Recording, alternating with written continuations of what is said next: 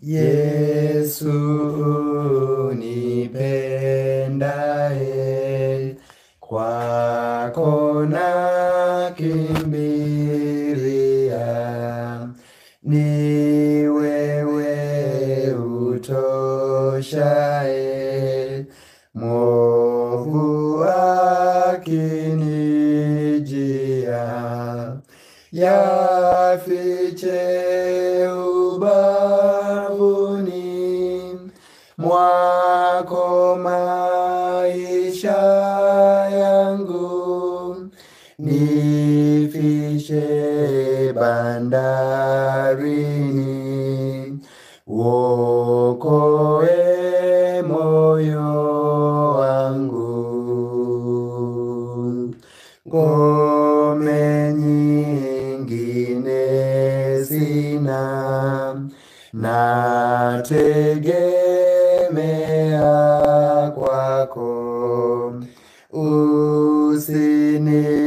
Usinitupe Bwana, nipe neema yako.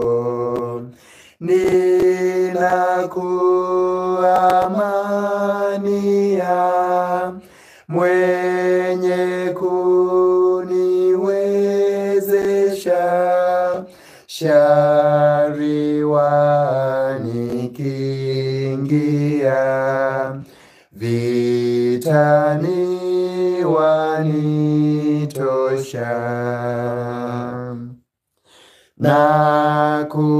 Nakutaka mpaji, vyote napata kwako. Niwapo mhitaji,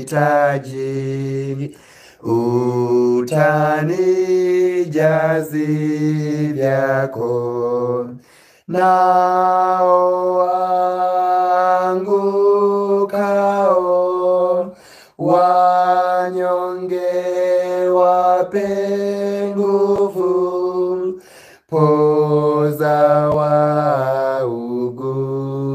wauguao, uongoze vipofu. Bwana umeniosha moyo kwa damu yako. Neema ya kutosha yapatikana kwako.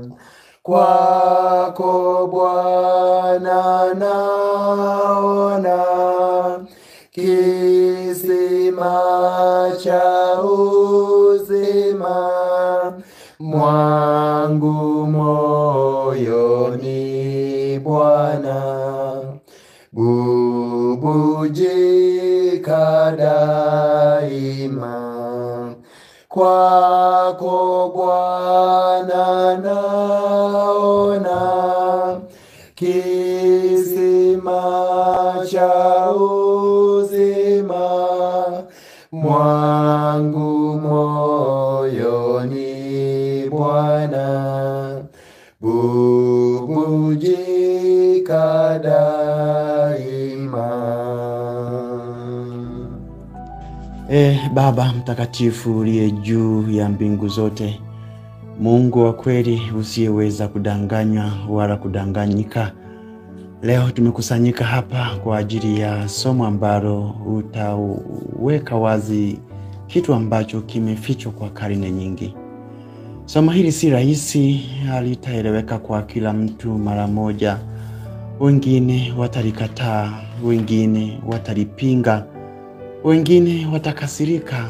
Lakini Baba, tusamehe kama tumekaa kimya kwa muda mrefu mno. Leo tunasema kwa mamlaka ya neno lako. Roho Mtakatifu, tunahitaji uwepo wako. Hatuwezi kufunua jambo hili bila msaada wako. Hili ni somo la hatari, lakini ni somo la wokovu. Leo tunafunua pembe ndogo, mfumo wa kidini ambao umevaa sura ya utakatifu, lakini ndani yake ni uasi dhidi ya amri ya Mungu, lakini ndani yake ni uasi dhidi ya Mungu aliye hai. Mungu, kama kuna pepo wa uongo, kama kuna upinzani, kama kuna kuvuruga akili, tafadhali tunakemea sana kwa jina la Yesu Kristo. Hatutaki kulinda hisia za mtu yeyote. Tunataka kulinda ukweli wa neno lako. Leo tunaomba moyo wa kutoboa giza. Tunaomba moyo wa kupepeta uongo. Bwana, tunaomba moyo wa kutaja mambo kwa jina lake. Ikiwa ujumbe huu utanifanya nipoteze marafiki, ni sawa. Ikiwa ujumbe huu utanifanya nikataliwe, ni sawa. Ikiwa ujumbe huu utanifanya ama utanisababisha nigharimu kila kitu, ni sawa. Imradi ni upande wako, Mungu wa kweli. Sasa Baba, fungua mbingu zako. Mtuma malaika wako washuke mahali hapa. Vunja ukimya wa kiroho. Gusa kila moyo unaosikiliza. Weka hofu yako juu ya kila mmoja wetu. Sio kwa hofu ya wanadamu, bali ya utakatifu wako. Tunapoingia sasa kwenye somo hili, fanya mioyo ya wasikilizaji itetemeke kama milima Sinai. Fanya macho yao yaone, fanya masikio yasikie, na dhamiri zaidi ya Mungu ziweze kuamka. Lakini mwisho zaidi, mwisho wa somo hili Bwana, mtu yeyote anayesikiliza asibaki jinsi alivyoanza. Hili tunaomba si kwa ajili yetu, bali kwa jina la Yesu Kristo, aliye mwana kondoo na simba wa Yuda, anayekuja tena kwa mamlaka yote. Amina. Mpendwa, jana ilikuwa ni siku yetu ya kwanza. Ilikuwa ni siku yetu ya kwanza ya mfululizo wa masomo haya Pembe Ndogo. Na leo ni siku yetu ya pili, ambapo tunaendelea na mwendelezo wa masomo haya. Jana tuliweza kugusia kidogo mwanzo wa somo hili, ambapo jana tuliweza kuona vitu vya msingi ambavyo kwa hakika vinithibitisha wazi kabisa ya kwamba Biblia ama unabii wa Biblia ni kweli. Tuliona jana na kuthibitisha ya kwamba unabii wa Biblia ni sahihi. Tulisoma na tukaona kwa pamoja kwamba unabii wa Biblia ni wa kuaminika. Katika somo la jana tuliweza kuona baadhi ya unabii wa Biblia ambao umebahatika kuhifadhiwa katika Biblia, ambao ulitabiriwa. Matukio mbalimbali yalitabiriwa tena yakiwa kabla kabisa hayajatokea, lakini kama yalivyotabiriwa yaliweza kutokea duniani vivyo hivyo kama yalivyotabiriwa. Na hiyo jana ikatosha kabisa kutuaminisha na kututhibitisha kwamba unabii wa Biblia haukosei. Unabii wa Biblia ni sahihi. Unabii wa Biblia ni wa kuaminika. Jana tuliweza kuona baadhi ya mambo. Jana tuliweza kuona baadhi ya matukio. Jana tuliweza kuona baadhi ya unabii ambao ulitabiriwa na ukaja ukatokea kama ulivyotabiriwa. Kwa uchache, jana tuliweza kuona utabiri ambao ulitabiriwa kwa kutokea utawala wa Babeli kisha kuanguka. Na tulisoma baadhi ya mafungu mengi tu ambayo kwa hakika yalituonesha kwamba ufalme wa Babeli ukiwa unatabiriwa kwamba utakuja utokee duniani. Si haba, na kweli tukaja tukaona kwa upande wa historia utawala wa Babeli ukaja ukatokea duniani. Si kutokea duniani tu, na ukaja ukaanguka kama ulivyotabiriwa. Utawala wa kwanza ambao ulitawala dunia, ambao ni utawala wa Babeli, tuliona jana kwa undani kabisa. Utawala huu ulitokea mwaka wa 606 hadi ule mwaka wa 539. Baada ya kutokea utawala huo, tukaja tukaona kwamba utawala huo ulikuja kuanguka. Na baada ya kuanguka, ukaja ukatokea tena utawala mwingine wa pili ambao ni wa Wamedi na Waajemi, ambao pia utawala huu ulikuwa umetabiriwa na maandiko matakatifu. Sio hivyo tu, utawala huu wa Wamedi na Waajemi ambao ulikuja kutokea duniani mwaka wa 539 hadi ule mwaka wa 331 kabla Yesu kuzaliwa, ulianguka mwaka huu wa 331, na hapo ndipo tena utawala wa tatu ambao ulikuwa umetabiriwa nao tena ukainuka, tena ukaja kwa kasi. Tukaona mafungu mengi tu ya ulithibitisha kutokea kwa utawala huu, lakini si hivyo tu, utawala huu ulikuja kuanguka kama ulivyotabiriwa. Baada ya kuanguka utawala huo wa tatu ambao ni utawala wa Ugiriki, ambao ni utawala wa Uyunani, ukaja utawala wa nne ambao ni utawala tuliona jana, ni utawala wa Roma ya kale. Sio hivyo tu, utawala huo pia tuliona jana kwa undani, ulikuja ukagawanyika katika mataifa 10 ambayo kwa sasa tunaweza ukasema kwamba ni mataifa 10 ya Ulaya. Huu ni unabii wa Biblia ambao jana ulitosha kututhibitishia wazi kabisa ya kwamba unabii wa Biblia ni sahihi, unabii wa Biblia ni kweli, unabii wa Biblia haukosei, unabii wa Biblia ni wa kuaminika.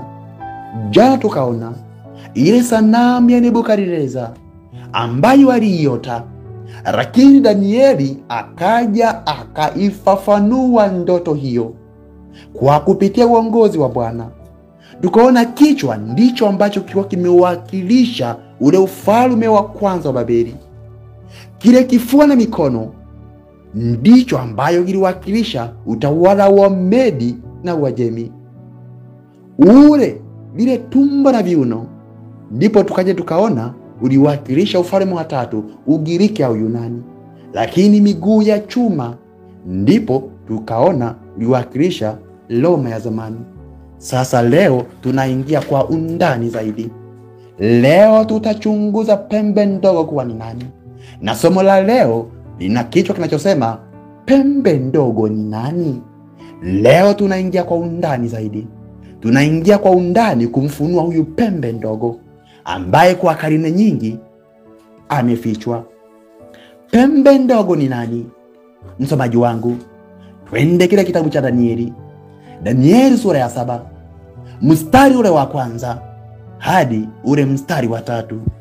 Danieli sura ya 7 na ule mstari wa kwanza hadi wa 3. Maandiko matakatifu yanasema: katika mwaka wa kwanza wa Belshaza mfalme wa Babeli, Danieli aliona ndoto na maono ya kichwa chake kitandani mwake.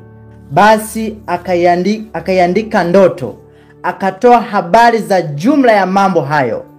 2. Danieli akanena akasema, naliona katika maono yangu wakati wa usiku, na tazama, hizo pepo 4 za mbinguni zilivuma kwa nguvu juu ya bahari kubwa. 3. Ndipo wanyama wakubwa 4 wakatoka baharini, wote wana namna mbalimbali. Hii ni ndoto ya kiunabii. Ni ndoto ambayo Danieli aliona kuhusu mataifa makuu ya dunia, na aliona jinsi ya ambavyo angeibuka moja baada ya jingine. Hii si ndoto ya kawaida, ni historia ya dunia iliyotabiriwa kabla haijatokea kabisa. Bahari inawakilisha watu wengi, mataifa na lugha, ambayo haya tunayaona kitabu cha Ufunuo sura ya 17 na ule mstari 15. Lakini wale wanyama ni mfumo wa kifalme au ya kiserikali, ambayo haya tunayaona kitabu cha Danieli sura ya 7 na ule mstari wa 17. Mungu alimpa Danieli maono haya ili asifichwe ukweli, na ili sisi pia katika nyakati hizi tuweze kuufahamu, tuelewe ambavyo ni ule mfululizo wa matukio ya dunia, na hasa kuibuka kwa huyu pembe ndogo ambaye sasa tunaingia kumchimba zaidi na kumtambua na kumfahamu kwa undani. Msomaji wangu, twende kitabu cha Danieli. Ni kitabu cha Danieli sura ya 7 mstari wa 4 hadi ule mstari wa 7. Danieli 7 mstari wa 4 hadi wa 7, Biblia inasema, wa kwanza alikuwa kama simba, naye alikuwa na mabawa ya tai. Nikatazama hata mabawa yake yakafutuka manyoya. Akainuliwa katika nchi, akasimamishwa juu kwa miguu miwili kama mwanadamu, naye akapewa moyo wa kibinadamu. Na tazama, mnyama mwingine wa pili kama dubu, naye aliinuliwa upande mmoja, na mifupa mitatu ya mbavu ilikuwamo kichwani mwake katika meno yake. Wakamwambia mnyama huyo hivi, inuka ule nyama tele. 6. Kisha nikatazama, na kumbe mnyama mwingine kama chui, naye juu ya mgongo wake alikuwa na mabawa 4 kama ya ndege. Mnyama huyo alikuwa na vichwa 4, akapewa mamlaka. 7. Baadaye nikaona katika njozi ya usiku, na tazama mnyama wa 4, mwenye kutisha, mwenye nguvu, mwenye uwezo mwingi, naye alikuwa na meno ya chuma makubwa sana. Alikula na kuvunja vipande na kunyang'anya mabaki na kuyakanyaga mabaki kwa miguu yake, na umbo lake lilikuwa mbali kabisa na wale wa kwanza, naye alikuwa na pembe 10. Simba mwenye mabawa ya tai, hii inawakilisha utawala wa Babeli ambao ulitabiriwa katika Biblia kwamba utatokea duniani. Na kweli utawala huu ulikuja kutokea duniani. Utawala huu ulitokea duniani mwaka wa 606 kabla Yesu kuzaliwa, na ukaanguka mwaka wa 539 kabla Yesu kuzaliwa. Lakini dubu aliyeinuka upande mmoja, hii inawakilisha ufalme wa Medi na Uajemi ambao ulianza kutawala mwaka wa 539 kabla Yesu kuzaliwa hadi mwaka wa 531 kabla Yesu kuzaliwa. Lakini chui mwenye vichwa 4 na mbawa, huu ni ufalme wa Yunani. Huu ni ufalme wa Ugiriki, ambapo baada ya kuanguka ukaja ufalme mwingine. Mnyama wa 4 mwenye meno ya chuma, hii ni Roma ya zamani. Hii ni Roma ya kipagani. Mnyama wa 4 ni muhimu sana kwa sababu ndiye aliyezalisha pembe ndogo. Roma ilikuwa ya kipekee. Roma ilikuwa yenye nguvu na ya kikatili. Maneno ya chuma ni ishara ya ukatili na nguvu ya kijeshi. Lakini jambo kubwa zaidi ni mnyama huyu, bali ni kile ambacho kinakuja baada yake. Msomaji wangu, twende kitabu cha Danieli. Ni kitabu cha Danieli sura ya 7 na ule mstari wa 8. Danieli sura ya 7 na ule mstari wa 8, maandiko matakatifu yanasema, nikaziangalia sana pembe zake, na tazama pembe nyingine ikazuka kati yao, nayo ilikuwa ndogo, ambayo mbele yake pembe 3 katika zile za kwanza zikang'olewa kabisa. Na tazama katika pembe hiyo mlikuwa na macho kama macho ya mwanadamu, na kinywa kilichokuwa kikinena maneno makuu. Hapa ndipo tunamwona pembe ndogo kwa mara ya kwanza. Hii si pembe ya kawaida. Ina macho kama ya mwanadamu. Kuna akili ya kibinadamu, sio ya kiroho. Hii ndio maana yake. Na ina kinywa kinachosema maneno ya makuu. Ina kinywa kinachosema maneno ya dharau. Ina kinywa kinachosema kufuru dhidi ya Mungu. Hii ni ishara ya mfumo wa kiroho ambao umejivika uungu, lakini ni wa kidunia. Na pembe hii inaongea. Hii ni mamlaka ya kidini ambayo inasema kwa niaba ya Mungu, lakini kwa kweli inapinga ukweli wa Mungu. Tabia za pembe ndogo haziwezi kujificha. Msomaji wangu, ni kile kitabu cha Danieli. Danieli sura ya 7 mstari wa 24 hadi mstari wa 25. Danieli sura ya 7 na ule mstari wa 24 hadi 25, maandiko yanasema, na habari za zile pembe 10 katika ufalme huo, wataondoka wafalme 10, na mwingine ataondoka baada ya huo, naye atakuwa mbali na hao wa kwanza, naye atawashusha wafalme watatu. 25.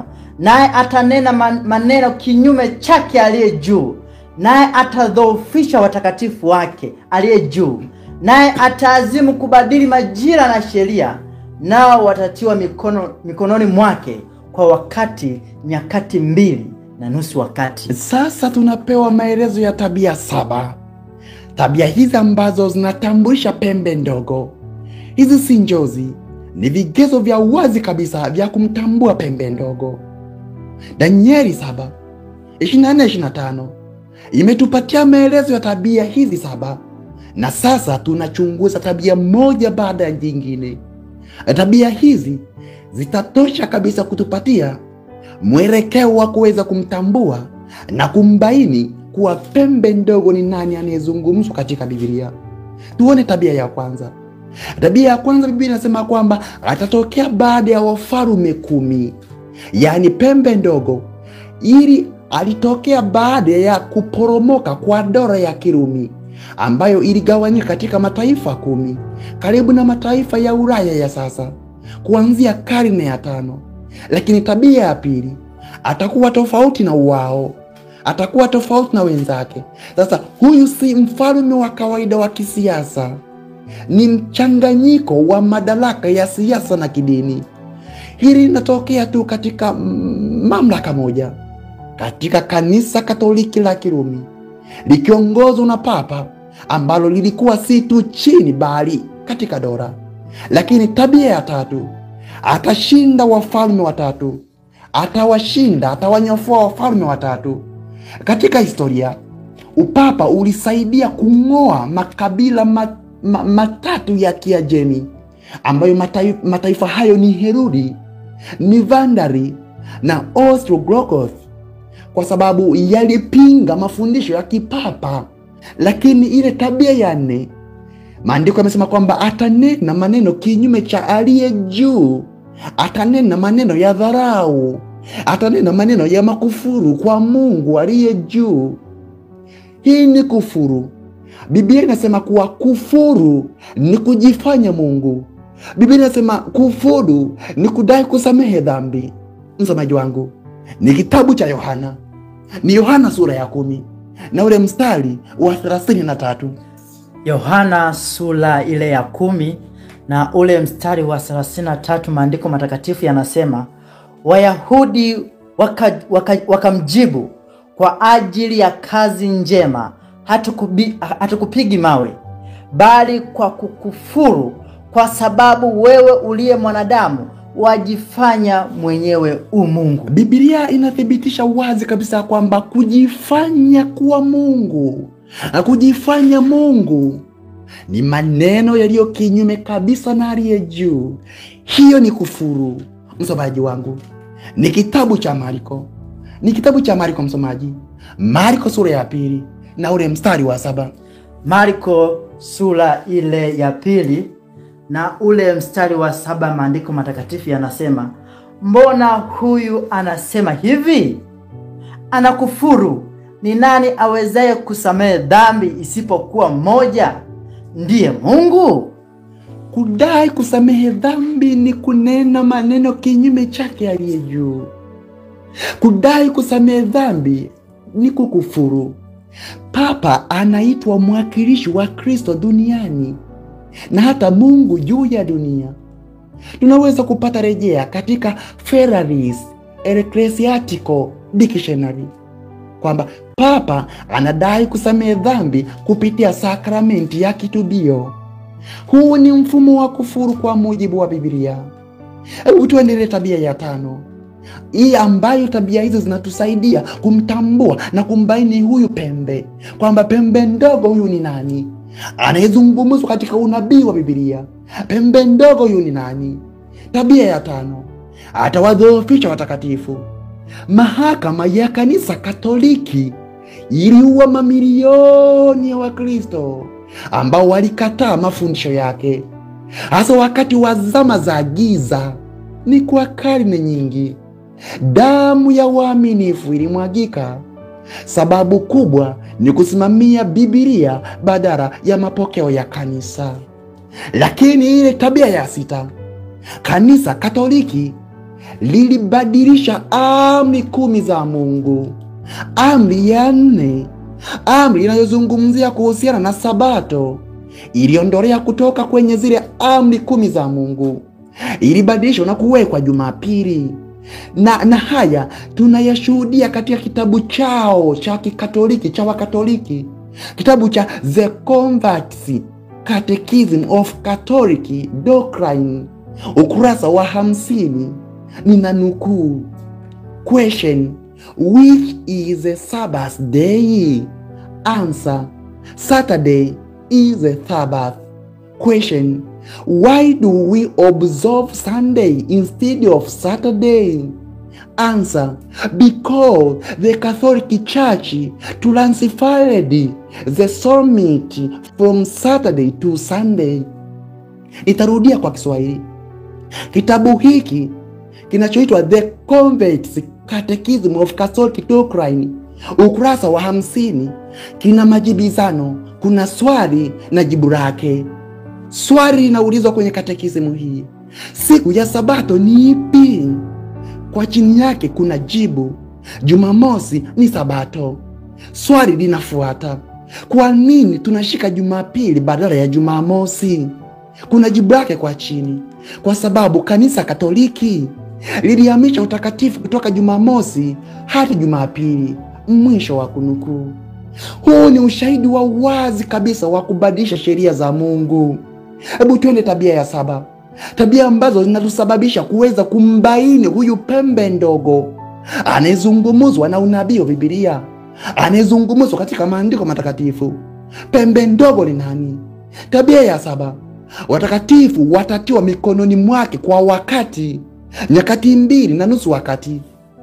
Hii ni miaka 1260 ya kifalme cha kipapa kuanzia mwaka wa 538. Msomaji wangu, twende kile kitabu cha Danieli. Ni kitabu cha Danieli msomaji. Danieli sura ya 7 na ule mstari wa 25. Danieli sura ya 7 na ule mstari wa 25. Maandiko matakatifu yanasema, naye atanena maneno kinyume chake aliye juu, naye atadhoofisha watakatifu wake aliye juu, naye ataazimu kubadili majira na sheria, nao watatiwa mikononi mwake kwa wakati na nyakati 2.5 wakati. Biblia inasema kwamba nao watatiwa mikononi mwake kwa wakati na nyakati 2.5 wakati. Hii ni lugha ya kiunabii, ni ya wakati wa mafumbo, lakini inafafanuliwa ndani ya Biblia yenyewe. Wakati humaanisha mwaka mmoja, nyakati 2 humaanisha miaka 2, nusu wakati humaanisha nusu mwaka. Kwa hiyo wakati kujumlisha nyakati 2 kujumlisha nusu wakati, tunapata nyakati 3.5 wakati. Yaani maana yake ni hii: mwaka mmoja kujumlisha miaka 2 kujumlisha nusu mwaka, tunapata miaka 3.5. Katika muktadha wa kiunabii, siku moja ni sawa na mwaka mmoja. Msomaji wangu, ni kitabu cha Ezekieli. Ni Ezekieli msomaji, sura ile ya 4 na ule mstari wa 6. Ezekieli sura ile ya 4 na ule mstari wa 6. Maandiko matakatifu yanasema, tena utakapozitazama hizo, utalala kwa ubavu wako wa kuume, nao utachukua uovu wa nyumba ya Yuda siku 40, siku moja kwa mwaka mmoja nimekuagiza. Biblia inasema kwamba nimekupa siku moja kwa mwaka mmoja. Hivyo mwaka mmoja ni sawasawa na siku 360. Yaani miaka 3.5 ni sawasawa na siku 360, kujumlisha 720 kujumlisha 180, ambayo jibu lake tunapata ni sawasawa na 1260, ambayo ni sawasawa na miaka 1260. Swali la kujiuliza, je, hii lilitimia lini kihistoria? Mwaka wa 538 baada ya Yesu kuzaliwa, Kanisa Katoliki lilipewa mamlaka ya kisiasa na kidini na Kaisari Justinian wa dola ya Roma Mashariki. Jeshi lake liliondoa wapinzani wa kipapa, yaani Ostrogoths, na papa akaanza kutawala akiwa na uwezo wa kisheria juu ya mataifa ya Kikristo. Kwa hiyo 538 yani mwaka wa 538 baada ya Yesu kuzaliwa, tukijumlisha na miaka 1260 tunapata miaka 1798 baada ya Yesu kuzaliwa. So ila kujiuliza, ni nini kilitokea mwaka huo? Mnamo mwaka 1798 Jenerali Berthier wa Ufaransa aliingia Roma kwa agizo la Napoleon Bonaparte na kumkamata Papa Pius wa 6. Kwa upepo wa sasa tungesema alitekwa. Kwa hiyo huyu papa akawa ametekwa, akavunja mamlaka ya kisiasa ya Kanisa Katoliki. Huu ndio ulikuwa mwisho wa utawala wa mwaka 1260 kama ilivyotabiriwa. Na nukuu katika historia ya kanisa la Kikristo, juzuu ya 3 ukurasa wa 327. Na nukuu, mnamo mwaka wa 538 baada ya Yesu kuzaliwa, Vigilius alipanda kiti cha upapa chini ya ulinzi wa Belisarius. Mwisho wa kunukuu. Lakini vile vile na nukuu kwenye Encyclopedia Britannica toleo la 1941, na nukuu, mnamo mwaka 1798 Jenerali Berthier aliingia Roma, akavunja serikali ya kipapa na kuanzisha ya kidunia. Mwisho wa kunukuu. Mpendwa, pembe ndogo si mtu, ni mfumo wa kidini. Watu wengi hukosea kwa kujaribu kusema pembe ndogo ni mtu fulani mmoja. Hapana. Biblia inasemaje msomaji? Ni kitabu cha Danieli. Ni Danieli msomaji, sura ile ya 7 na ule mstari wa 23.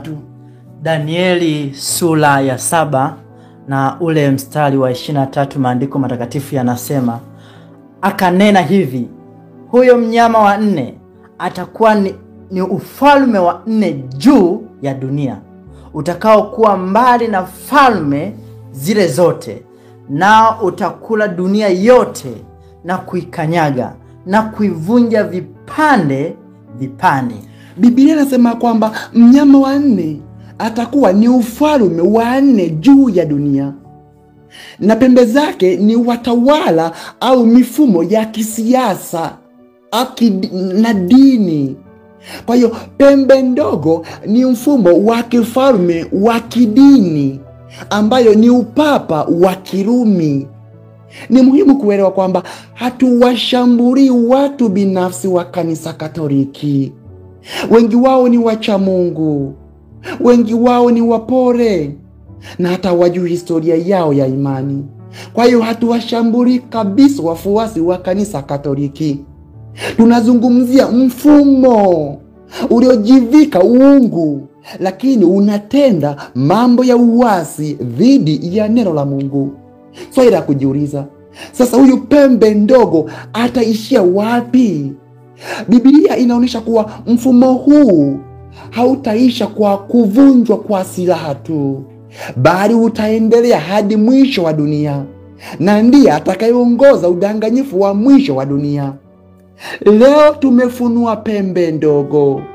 Leo tumeona wazi kabisa kwamba pembe ndogo ni mfumo wa kidini uliotoka ndani ya dola ya Roma. Ni upapa wa kidini. Leo tumeona ilianza baada ya mwaka wa 476 baada ya Yesu kuwa amezaliwa, na ilitawala kwa miaka 1260 kutoka ule mwaka wa 538 hadi mwaka 1798 baada ya Yesu kuzaliwa. Leo tumeona inasema kufuru, inadai kuwa na mamlaka ya Mungu kusamehe dhambi. Leo tumeona ilipiga vita watakatifu na kubadilisha sheria ya Mungu ya Sabato. Tumeona itaendelea hadi mwisho wa dunia kama sehemu ya udanganyifu wa Shetani. Yesu atakuja kuihukumu dunia na kumaliza kabisa, wapendwa. Swali la kujiuliza, je, bado unafuata mapokeo ya mfumo huu? Je, utamtii Mungu au dini ya wanadamu? Je, unashika Sabato ya Biblia au Sabato ya mtu? Je, utasimama upande wa neno au upande wa kanisa lisiloshika neno? Ni swali la kujiuliza. Baba Mungu wa mbinguni, tunakushukuru sana kwa kutufunulia mafunuo haya. Asante kwa unabii wa Biblia ambao umejaa matukio mengi uliotufunulia katika dunia. Asante kwa siku ya leo ambayo umetuwekea wazi kuhusu pembe ndogo. Baba, tumeona jinsi pembe mdogo alivyofanya makufuru. Tumeona jinsi pembe ndogo alivyobadilisha maagizo yako. Tumeona jinsi pembe ndogo anavyochukua madaraka yako na kujitwika. Baba, tunakuomba ukatupatie macho ya ufumbuzi. Tunakuomba ukatupatie uwezo wa kutoka katika sehemu huu na katika mfumo huu ambao ni mfumo wa kidini, lakini unatenda kinyume na mapenzi yako. Baba, tunajisalimisha mikononi mwako. Katushike mkono, katushindie, ili tuwe na mwisho wenye mafanikio. Bwana, tuandae kwa ajili ya kesho pia, kwa ajili ya kupokea unabii wako ambao umetufunulia wazi kupitia Biblia. Tumeomba haya ni katika jina la Yesu Kristo, aliye Bwana Mwokozi wa maisha yetu. Amina.